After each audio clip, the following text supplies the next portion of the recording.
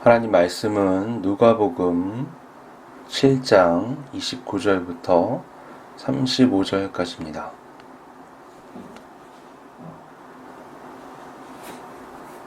누가복음 7장 29절부터 35절까지입니다.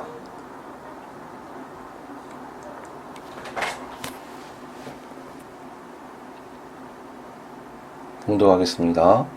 모든 백성과 세리들은 이미 요한의 세례를 받은지라 이 말씀을 듣고 하나님을 의롭다 하되 바리새인과 교사들은 그의 세례를 받지 아니하므로 그들 자신을 위한 하나님의 뜻을 저버리니라.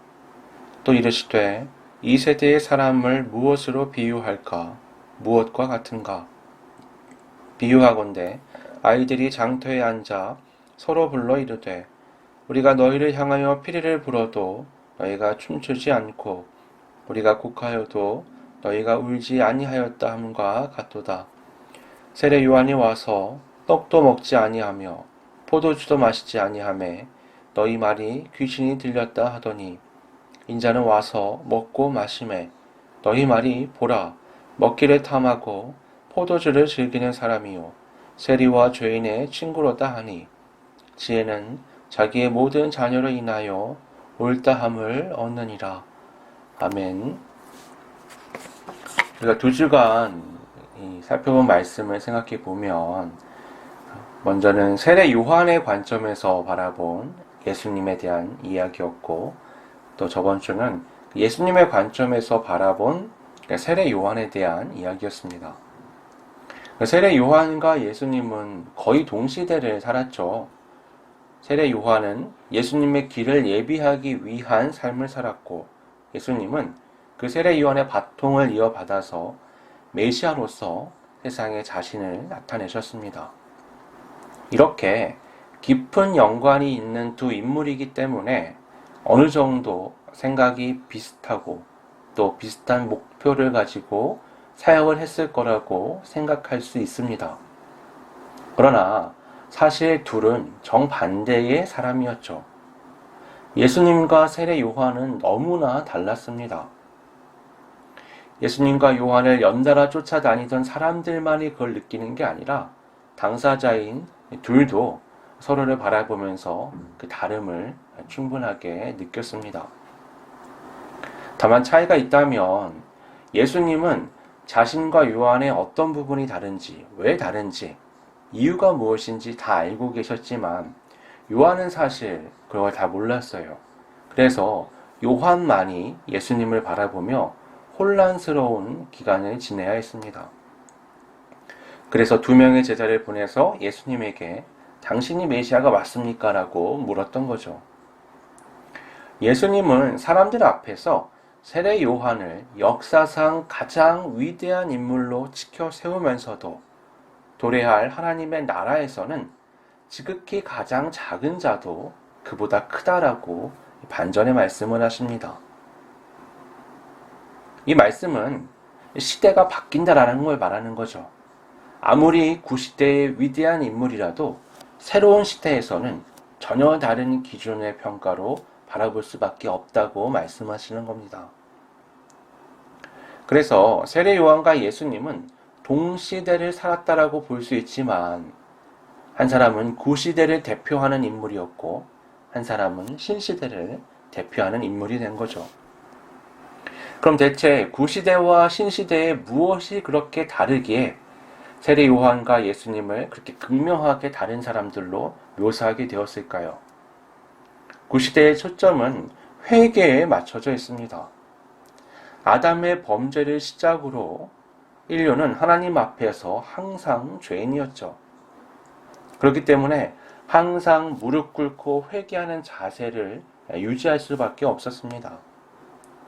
하나님께서 이스라엘을 선택하신 후에 출애굽시키시고 가장 먼저 주신 것이 율법과 제사 제도였습니다. 율법과 제사 제도는 다 죄의 문제와 깊은 연관이 있죠. 율법은 무엇이 죄인지를 알려주는 기능을 합니다. 제사 제도는 그 죄를 하나님 앞에서 씻어내는 기능을 하죠. 그렇게 율법과 제사를 통해서 죄를 최대한 털어냄으로써 하나님의 백성다운 거룩함을 회복해 나가는 겁니다. 그런데 문제가 있죠. 이 율법과 제사 제도는 완벽한 것이 아니었어요. 물론 하나님께서 주신 것이기 때문에 완벽하지만 인간의 불완전성 때문에 이건 사람을 죄에서 완전하게 해방시킬 수가 없었습니다. 아무리 노력을 해도 율법을 완벽히 지킬 수가 없는 거예요. 아무리 제사를 정성껏 드려도 다음이 되면 다시 또 제사를 드려야 했습니다. 율법도 제사도 사람을 죄에서 완벽하게 벗어나게 도와주지 못했죠. 예수님만이 이 율법과 제사의 모든 요구를 완벽하게 충족시키는 분이었습니다. 율법의 기준으로 봤을 때 완벽하게 의로우신 예수님께서 우리의 죄를 대신 짊어지시고 십자가의 죽으심으로 우리의 죄의 대가를 모두 치르셨죠. 그래서 우리는 하나님 앞에서 자유함이라는 것을 얻게 된 겁니다. 우리가 죄에서 자유롭게 해방된 것은 내가 대단해서가 아닙니다. 내가 율법을 잘 지켜서가 아니에요. 그건 죄의 대가인 죽음을 예수님께서 대신 치렀기 때문에 가능한 겁니다. 세례 요한과 예수님은 동시대를 살았지만 또 거의 비슷하게 등장해서 사역을 했지만 영적인 관점에서 보면 두 사람의 시대는 완전하게 달랐습니다. 세례 요한은 이 회개의 시대를 대표하는 인물답게 아주 비장하게 살았어요. 모든 욕망의 고리를 끊기 위해서 광야에서 살았습니다. 그리고 먹고 마시는 것을 극한으로까지 제한했어요. 이런 금욕주의는 하나님 앞에서 철저한 회개에 초점이 맞춰져 있기 때문에 가능한 삶이었습니다. 반면 예수님은 여러 사람들과 어울리면서 먹고 마시는 아주 자유로운 삶을 사셨습니다. 우리가요, 너무 예수님을 공생의 마지막 일주일에 초점을 맞추니까 예수님이 아주 비장하고 아주 슬프고 고통스럽고 고난의 삶을 사신 것처럼 여기지만 실제 예수님의 공생의 3년 전체를 보면 그렇지 않습니다. 예수님은 아주 유쾌한 분이셨고 즐거운 삶을 사셨어요. 오죽하면 바리새인들이 먹기를 탐하고 마시기를 즐기는 자다, 그렇게 평가를 했을까요? 왜 예수님은 그런 시대에 살았냐면 예수님이 살아가는 여신 그 신시대의 초점은 구원에 맞춰져 있기 때문입니다. 여러분, 구원이 뭐예요? 나의 노력 없이 외부의 도움으로 인해서 내가 건짐을 받는 게 구원입니다. 하나님의 놀라운 역사로 인해서, 은혜로 인해서 내가 죄에서 건짐을 받았는데 너무나 기쁜 때잖아요. 너무나 감사한 거죠. 여러분, 노예에서 해방된 사람이 당연히 기뻐하면서 몇 날, 며칠, 몇 달을 파티를 하고 축하를 하는 게 정상이잖아요. 노예에서 해방을 딱 시켜줬는데 그냥 무덤덤해하거나 죽을 상을 하고 있다 그러면 그건 맞지가 않는 겁니다. 예수님은 구원의 시대를 열어젖히신 분이기 때문에 그분이 지나가는 모든 곳에는 기쁨과 감사의 잔치가 있어야 되는 거죠. 지난 두 번의 말씀이 각각 요한과 예수님에게 초점이 맞춰져 있었다면 오늘 말씀은 이 극명하게 대조되는 두 인물을 맞이했었던 그 이스라엘의 그 당시 사람들에게 초점이 맞춰져 있습니다. 예수님은 31절에 이렇게 말씀하십니다. 또 이르시되 이 세대의 사람을 무엇으로 비유할까? 무엇과 같은가? 여기서 이 세대의 사람이 누구냐? 그건 바로 앞절에 나오는 이 바리새인과 율법 교사들로 대표되는 세례 요한과 예수님을 거부한 사람들을 말하는 겁니다. 29절을 보면 요한에 대한 예수님의 말씀에 대해서 모든 백성과 세리들이 옳다고 인정하는 장면이 나옵니다. 반면 바리새인과 율법 교사들은 요한에 대한 예수님의 평가를 받아들이지 않아요. 왜냐? 그들은 요한의 말을 듣지 않았고 요한의 세례를 받지 않았기 때문이죠. 세례 요한은 메시아의 오심을 준비하면서 회개하라라고 선포했죠. 그 회개를 받아들인 사람들이 표로서 받았던 것이 바로 세례였습니다. 그러니까 요한의 세례를 받지 않았다는 건 요한의 회개하라는 말씀을 받아들이지 않았다는 거예요. 그 말은 그들 스스로 회개의 필요성을 못 느꼈다는 겁니다. 그러니까 이 바리새인과 율법교사들은 어때요? 자신들은 스스로 요한보다 나은 사람이라고 여긴 겁니다. 자신들은 거기에 앉아서 회개의 말씀을 듣고 세례받는 모든 사람들과 비교해 봤을 때 우월하다라고 느꼈던 거예요. 율법을 완벽하게 잘 지키고 하나님 앞에서 흠이 없는 의로운 사람이라고 스스로를 여겼던 겁니다. 그래서 세례 요한의 회개하라는 말씀에 반응을 할 수가 없었던 거죠. 예수님의 비유는 바로 이들을 대상으로 하는 겁니다. 32절을 보면 예수님은 두 가지 상황의 비유를 말씀하시죠. 아이들이 어울려 노는데 한 번은 피리를 부는데 상대 아이들이 춤을 추지 않는 겁니다. 그리고 또 한 번은 곡을 하는데 이번에도 아이들이 반응을 하지 않는 거죠. 여기서 곡을 하는 것과 피리를 부는 것은 아주 상반된 상황을 말하는 겁니다. 이 곡을 하는 건 장례식에서 하는 곡이에요. 이 곡을 왜 하느냐? 옆에서 곡하는 사람들이 크게 소리를 내주면 당사자들이 슬픔을 표현할 수 있거든요. 아무리 슬프게 울어도 곡하는 소리가 더 크기 때문에 마음 놓고 울 수가 있는 겁니다. 근데 곡을 하는데 아무도 울지 않아요. 이건 뭔가 상황이 맞지 않는 거죠. 그 다음에 피리를 부는 것은 이건 결혼잔치를 의미하는 겁니다. 결혼잔치 때는 음악이 막 울려 퍼지잖아요. 이게 뭐예요? 춤춰야 될 때죠. 음악이 나오면 결혼잔치 날이니까 신랑 신부부터 해서 하객들이 나와서 춤을 추면서 기뻐해야지만 정상이죠. 근데 피리를 부는데 아무도 반응을 하지 않는 거예요. 이것도 상황에 맞지 않는 거죠. 이 두 상황에 대한 비유는요, 아까 세례 요한과 예수님에 대한 그 시대의 바리새인과 율법교사들의 반응이 이렇다는 겁니다. 곡하는 아이에는 세례 요한을 떠오르게 하죠. 세례 요한은 철저한 금욕 생활을 하면서 하나님 앞에서 자신을 통제하고 회개를 선포합니다. 그랬더니요, 이 바리새인과 율법교사들은 세례 요한이 귀신 들려서 저런다라고 말하는 거예요. 자기들은 따라할 수도 없는 금욕주의의 삶을 살며 하나님 앞에서 겸손하게 살아가는 그 사람을 보면서 폄하하는 거죠. 반대로 피리 부는 아이의 모습은 예수님을 떠올리게 합니다. 예수님은 여러 사람과 서슴없이 어울리시며 많은 사람과 먹고 마셨습니다. 그들 중 다수는 죄인들이었고 세리들이었죠. 예수님은 수많은 사람들의 병을 고치고 귀신 들린 자들에게 귀신을 쫓아내주시고 죄인들에게 새로운 삶을 제시하셨습니다. 그리고는 그들과 함께 먹고 마셨죠. 그러자 바리새인과 율법교사들은 예수님이 저들과 먹고 마시는 건 특별히 저들이 이뻐서 아니면 예수님이 특별해서가 아니라 단지 먹고 마시는 것을 즐기기 때문이다 라고 예수님을 깎아내리는 거예요. 자신들의 기준으로는 그들의 죄를 용서해주고 문제를 해결해주고 함께한다라는 것은 상상할 수 없는 일이기 때문이죠.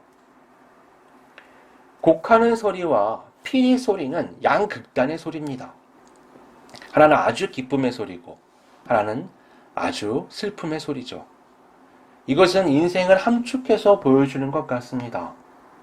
예수님의 비유는 바리새인과 율법교사들에게 이렇게 말씀하는 것 같죠. 봐라, 요한과 내가 하나님 앞에서 양극단에 있는 신앙의 삶을 보여주었는데 너희는 그 어떤 경우에도 반응하지 않는다. 그들은 왜 반응하지 않는 걸까요? 그들의 관점에서 예수님과 요한이 틀렸기 때문이 아닙니다. 그들은 그저 비난하기 위해 비난을 하는 거예요. 그들에게는 예수님과 요한의 존재 자체가 거부의 이유였습니다. 유대인 사회에서 자신들은 입지가 특별한 사람들이었거든요. 가장 거룩하고 존귀한 사람으로 사람들이 우러러보는 존재였습니다. 그런데 자신들이 아무리 중심인 예루살렘에서 또 성전과 회당에서 사람들 앞에서 존재감을 나타내 보여도 이상하게 사람들이 광야로 가는 거예요. 세례 요한 앞에 가는 겁니다. 그러니 세례 요한을 미워할 수밖에 없죠. 예수님은 한 술 더 뜨셨어요. 예수님은 광야가 아니라 예루살렘 안으로 들어오셔서 그들이 장악하고 있는 그 마을, 회당, 성전에 있는 것들을 뒤엎으시며 하나님의 진리를 선포하셨습니다. 그러니 예수님에게 긍정적인 반응을 할 수가 없는 거죠. 이들에게 예수님은 35절에 이렇게 말씀하십니다. 지혜는 자기의 모든 자녀를 인하여 옳다함을 얻느니라. 여기서 지혜를 보시면 의인화되어 나타나죠. 지혜가 어떻게 자식을 낳을 수 있겠어요? 하지만 여기서는 지혜에게 자식이 있다라고 말씀을 합니다. 지혜는 하나님의 속성이죠. 모든 지혜는 하나님께로부터 나옵니다. 그런데 어떻게 지혜가 자녀가 있을 수 있느냐? 그건 지혜를 따라 그 가르침을 받아들이고 그 지혜로 살아가는 사람들에게 자녀라고 표현하는 겁니다. 이렇게 지혜의 말씀과 그것을 받아들인 사람들은 부모와 자녀만큼이나 마치 혈연처럼 같은 결속을 가진다는 것을 말씀하는 겁니다. 이 자녀들은요, 29절에 모든 백성과 세리들, 이것과 연결되어 있습니다. 이들은 세례 요한을 따르는 자들이었고 지금은 예수님의 말씀을 들으면서 새 시대를 여는 예수님의 통해 새 시대를 경험하는 사람들이었죠. 이제는 회개의 시대의 정점을 지나 새 시대의 구원의 시대를 살아가는 사람들이었습니다. 이들은 마치 장례식 후에 곧바로 결혼식을 경험하는 것과 같은 삶을 사는 거죠. 이 다이나믹한 경험을 하면서 그들은 하나님을 찬양합니다. 반면 바리새인과 율법교사들은 이 다이나믹한 역사의 시대를 살아가면서도 너무나 무덤덤하죠. 그들에게서는 어떤 반응을 찾아볼 수가 없습니다.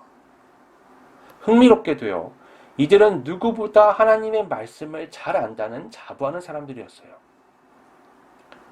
그런데 그런 이들이 하나님의 이 놀라운 역사의 인도하심을 바라보는 눈이 없는 겁니다. 그들은 무감각해요. 반면 그들에게 죄인으로 정죄되는 사람들, 그들은 세례 요한 앞에서 깊은 회개 운동을 통해 거듭남을 경험했고 예수님을 통해서 죄사함과 회복의 구원의 역사를 또 경험했습니다. 예수님은 바로 이들이 지혜의 자녀들, 곧 하나님의 구원 역사를 받아들인 사람들이라고 평가하시는 겁니다. 바리새인과 율법 교사들처럼 하나님의 역사에 무감각한 사람들은 영적으로 마비되어 있는 사람들이라고 말할 수 있습니다. 우리가 기독교 신앙에서 영적이라는 말을 너무 쉽게 오해하는 경향이 있습니다. 특히 한국 교회 교인들이 그게 심해요. 왜냐하면 우리의 베이스가 무속신앙에 있기 때문에 영적인 거 이러면 뭔가 초월적인 것들, 막 음성이 들리고 눈에 뭐가 보이고 막 엄청난 역사들을 내가 초월적인 것들을 경험하는 것을 영적이라고 여기는데 성경이 말하는 영적이라는 건 그런 게 아닙니다. 성경이 말하는 영적이라는 것은 육적이라는 것과 항상 대비되는 거예요. 이건 하나님의 속성을 따라 하나님의 원리대로 살아가는 것을 말하는 겁니다. 그래서요, 예수님이 마지막 날에 예수님의 이름으로 귀신을 쫓아내고 병을 고치고 온갖 놀라운 역사를 일으켰던 사람들에 대해서 불법을 행한 자들이라고 말씀하시고 나는 너희를 모른다라고 말씀하셨던 겁니다. 예수님이 안다라고 표현했던 사람들은 누구예요? 가난한 자들, 약한 자들에게 선을 베풀었던 자들에게 예수님이 너희들은 나에게 한 것과 같다라고 말씀하시잖아요. 왜 그런 차이가 생기느냐?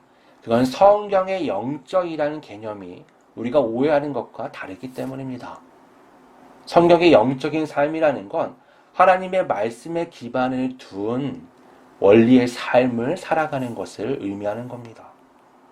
바리새인과 율법 교사들은요, 말씀을 잘 알았지만 그들은 그 말씀대로 삶을 살아가는 자들이 아니었습니다. 그래서 그들은 영적으로 마비된 자들이었어요. 그들에게 하나님의 이 놀라운 구원 역사가 시시합니다. 이게 자극이 되지 않아요. 그들은 여기에 관심이 없습니다. 그들은 하나님의 영광이 아닌 자신의 영광이 나타나는 것에 관심이 있습니다. 율법을 나의 의를 드러내는 도구로 여기는 거죠. 기도 시간에 사람들 앞에서 자신의 거룩을 뽐내는 겁니다. 헌금 시간에 나의 헌금을 만인 앞에 드러내는 거예요. 신앙생활을 하면서 우리가 경계해야 할 것 중 하나는 신앙의 행위가 나를 나타내는 도구가 되어서는 안 된다는 겁니다. 직분이, 예배가 사람들 앞에 서는 것이, 재능을 활용하는 것이, 봉사하는 것이, 헌금하는 것이, 또 사람들 앞에서 기도하는 것이 나를 나타내는 결과로 이어져서는 안 된다는 거죠. 그건 하나님의 뜻이 아닙니다. 그건 영적인 것이 아닙니다. 하나님의 영광이 나타나도록 하나님은 우리를 창조하셨습니다. 예전에 TV를 보는데 중동의 어떤 대단한 부자 집이 나오는 거예요. 그 거실을 봤더니요, 그 몇십억 하는 슈퍼카가 벽에 걸려 있는 겁니다. 저는 그걸 보고 너무 웃겨가지고 한참을 웃었는데, 그 차는요, 엄청나게 많은 사람들이 부러워하는 차예요. 근데 그렇다고 해서 그걸 벽에 걸어두는 건 너무 우스꽝스럽잖아요. 그 차를 만든 사람의 목적이라는 게 있죠. 그 대단한 차의 의미라는 건 벽에 걸어뒀을 때 나타나는 게 아니라 도로를 달릴 때죠. 거기에서 굉장히 빠른 속도와 안정감을 가지고 소리를 내면서 달릴 때 그 차는 의미가 있는 겁니다. 그 차를 벽에 걸어두면 그냥 겉모습만 아름다울 뿐이지 그 차의 실제 능력을 발휘할 수가 없잖아요. 그건 그 차를 만든 사람의 의도를 왜곡시키는 겁니다. 우리는 자신의 영광을 위해 창조되지 않았습니다. 나를 아무리 아름답게 꾸미려고 해도요, 하나님이 기대한 삶을 살지 못한다면 그건 의미가 없는 겁니다. 여러분, 하나님이 우리를 창조하신 건 하나님의 영광을 위해서예요. 여러분, 우리의 죄의 시작은 뭐였죠? 나의 영광을 추구할 때부터였습니다. 아담이 자신의 영광을 추구할 때 죄의 역사가 시작된 거잖아요. 우리는 하나님의 영광을 위해 창조된 목적과 여전히 아담의 죄성이 남아있기 때문에 나의 영광을 추구하는 이 죄성을 다 가지고 있는 겁니다. 그렇기 때문에 우리는 철저하게 자신을 계속해서 경계하며 바라봐야 됩니다. 그렇지 않으면 아주 쉽게 나의 영광을 위한 길로 빠져들게 됩니다. 그러면요, 하나님이 아무리 사람을 보내서 곡을 하고 피리를 불어도 아무 반응을 하지 못하는 사람이 되어버리는 거죠. 교회 안에서 생명의 말씀이 터져나오고 하나님의 놀라운 구원의 인도하심이 있어도 무감각한 겁니다. 아니, 이번에 집이 얼마가 올랐네, 주식이 어떻네, 경제가 어떻네, 이런 생각들만 반응하게 되는 거죠. 우리의 삶의 반응들이 곧 내가 누구며 내가 어떤 삶을 살고 있는지를 보여주는 겁니다. 우리가 누구의 자녀이며 우리 안에 무엇이 있는지 하나님의 말씀 앞에서 온전한 반응을 통해 나타내는 우리 모두가 되기를 바랍니다. 기도하겠습니다. 아버지 하나님,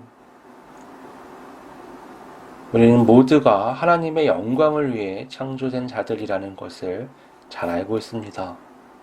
하지만 조금만 긴장을 풀면 어느덧 내 안에 있는 나의 영광을 쫓는 죄의 본성이 나와 하나님을 위한 삶을 회방 놓습니다.